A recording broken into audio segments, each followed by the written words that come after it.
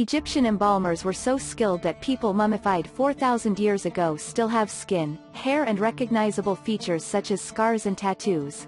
The word mummy comes from the Arabic mummia, meaning bitumen or coal, and every Egyptian, except the most abject criminal, was entitled to be embalmed and receive a decent burial. A mummy is the body of a person or an animal that has been preserved after death. They were any Egyptian who could afford to pay for the expensive process of preserving their bodies for the afterlife. The Egyptians believed in life after death. They believed that they had to preserve their bodies so they could use them in the afterlife. The Egyptians believed that when they died, they would make a journey to another world where they would lead a new life. They would need all the things they had used when they were alive, so their families would put those things in their graves. Egyptians paid vast amounts of money to have their bodies properly preserved. Egyptians who were poor were buried in the sand whilst the rich ones were buried in a tomb. It took a very long time, from start to finish. It took about 70 days to embalm a body. The priest in charge would wear the mask of a jackal representing the god Anubis. The body was washed and purified. Organs were removed. Only the heart remained. The body was filled with stuffing. The body was dried by covering it with a substance called natron asterisk.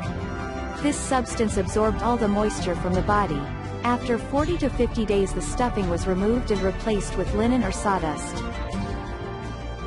The body was wrapped in strands of linen and covered in a sheet called a shroud. The body was placed in a stone coffin called a sarcophagus. The mummy was now ready for its journey to the afterlife. The best and most expensive methods were used on the wealthy, but there were cheaper alternatives for the poor. The Greek historian Herodotus, who lived in the 5th century BC, described the different methods the most costly. Draw out the brain through the nostrils, take out the whole contents of the belly, and clean the interior with palm wine and spices. Fill the belly with pure myrrh, cassia and other spices and sew it together again. Cover up in natron for 70 days. Wash the corpse and roll it up in fine linen. Less costly. Fill the belly with oil of cedar wood using a syringe by the breech, which is plugged to stop the drench from returning back. It dissolves the bowels and interior organs. After the appointed number of days with the natron treatment, the cedar oil is let out and the corpse is left as skin and the bones. Return the corpse the family. For the poor, cleanse out the belly with a purge. Keep the body for 70 days of natron treatment. Return the corpse to the family. Natron is a natural salt, composed of sodium carbonate and sodium bicarbonate with traces of sodium chloride and sodium sulfate. It was used by the ancient Egyptians to dry out the bodies. Natron is a natural salt, composed of sodium carbonate and sodium bicarbonate with traces of sodium chloride and sodium sulfate. It was used by the ancient Egyptians to dry out the bodies. The Egyptians thought the heart was the center of intelligence and emotion. Anubis was the god of mummification. He had a human body and the head of a jackal. His job was to prepare the bodies of the dead to be received by Osiris.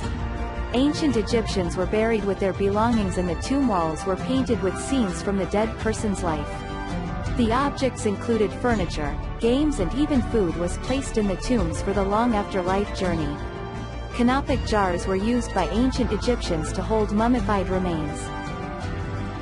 The following is a list of mummies that include Egyptian pharaohs and their named mummified family members. Some of these mummies have been found to be remarkably intact, while others have been damaged from tomb robbers and environmental conditions. Given the technology wealth at the time, all known pre-dynastic rulers were buried in open tombs. It was not until Pharaoh Den of the First Dynasty that things such as a staircase and architectural elements were added which provided better protection from the elements. This is a dynamic list and may never be able to satisfy particular standards for completeness. You can help by expanding it with reliably sourced entries.